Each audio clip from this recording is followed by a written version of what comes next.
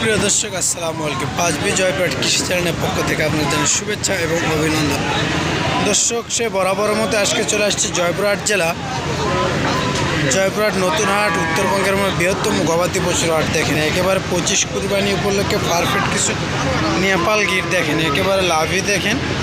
পাগুলো মাথাগুলো মাংস আসবে অনুমানিক ইনশাল্লাহ 4 থেকে 5 মণ মাংস আসবে। গরুটার হাইট আছে